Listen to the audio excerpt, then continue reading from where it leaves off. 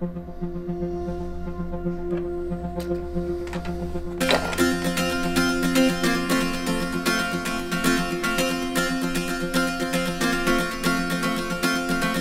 go Epson, print this photo.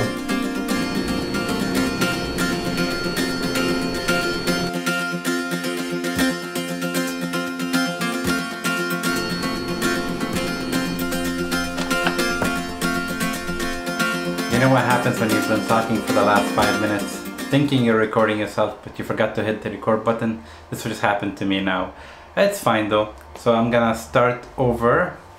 So what's happening this weekend is I really didn't go anywhere this weekend because it's been raining for the last few days and the weather is really stormy and it's dark and it's depressing.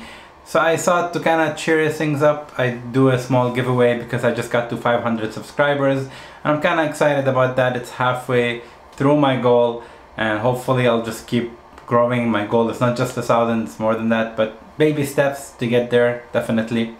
So what I'm gonna be giving away is 5 8.5 by 11 inches prints printed on premium, I think it's printed on, metallic photo paper in the luster finish, and it's an Epson paper and printed it on the Epson Stylus Pro 4900 that I have right here at home.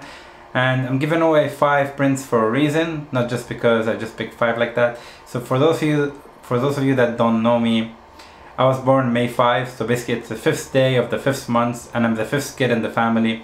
So I thought 5 is just my lucky number, so that's why I went with 5 prints to give away. And it's not much, it's just something to give back to the people that joined and people that subscribed, and just, you know, I wouldn't reach that number if it wasn't for you guys that joined up. So definitely I'm excited about that. I'm looking forward to keep making videos. I'm gonna pick the winner in my next video. I'm just gonna, you know, pick one at random. I'm gonna put some names in a pile. So how do you win? You make sure you leave a comment on this video and subscribe to my channel and make sure your subscriptions are visible so I can actually know you did, because you're gonna need the 2 in order to qualify. And the next thing also, I'm giving away these Bring It Canon camera straps. I have no use for them. I got them at Photo Plus Expo and I shoot Sony, so and I never put a strap on my camera anyway. It's just one of those landscape photography things, you know. So I have 4 of these that I'm gonna be giving away, 1 for each person. So you might win those as well if you shoot Canon and you want one, or if you don't and you want one anyway, just leave a comment. And I guess the only thing I got from Photo Plus Expo is pretty much the new camera, the Sony a7R III. As you know, I shoot the Sony a7R II, and the new camera has some improvements. It's the same megapixel, it's got better dynamic range, it's got dual SD cards, a bigger battery, which is really nice. It's got the touch screen on the back of the camera, which is kind of fun to have. And I think it's got the joystick now on the back of the camera. That's really functional to use if you want to access things quick. It didn't have a joystick on the other one.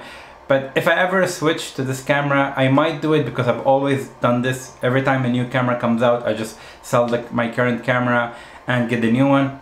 The thing that would make me want to switch is a dual SD card, so you have a backup of your images if you're shooting somewhere where you traveled really far and getting some amazing images. And if you don't have a second copy, it's taking chances with your equipment, but you don't really have to. And the bigger battery, definitely, the better dynamic range, is things that are suiting me as a landscape photographer. And one of the things they have new is a pixel shift. That's definitely something interesting, but you really can't use it for landscapes because any moving water or moving trees or moving clouds, they won't compile together. Basically, it takes 4 images the camera takes 4 images and it moves in 1 pixel increments, and it gives you a total of like 1.6 million pixels, which makes the image really, really nice. But I guess it's good for interiors, architecture, things like that, static objects that don't move. And I guess I'm really excited about the fact that they have 10 frames per second. So if you do shoot like wildlife, or you ever attempt to shoot wildlife or weddings or action, those are, you know, maybe good to have that quick, you know, burst rate of 10 frames per second. So would I switch? Maybe. I'm gonna have to think about it. It just came out, so I'm gonna see what I'm gonna do. What do you guys think? Let me know. Should I sell my a7R II and get the a7R III? In terms of megapixels, it's still the same count of megapixels. I don't think they need to add more because it's just 42 megapixels is still a lot. and the more you add, the more it's just gonna, you know, I don't think you need more than that. I think it's, in my opinion, that's enough megapixels. So this is kind of it for today. Just a quick video talking about, you know, where I am right now, what I'm up to. I really haven't planned anything for trips, but I'm definitely gonna go soon. You know, probably try to find a nice location to go to at this time of year, which can be difficult because it's not quite fall, it's not quite winter yet. We're just kind of stuck in the middle. It's definitely this time of the year, it's kind of the hardest for, in my opinion, for landscape photography here where I am. So that's kind of it for today, and see you guys in the next video, and make sure you leave a comment or subscribe, and don't forget to bring it. See ya.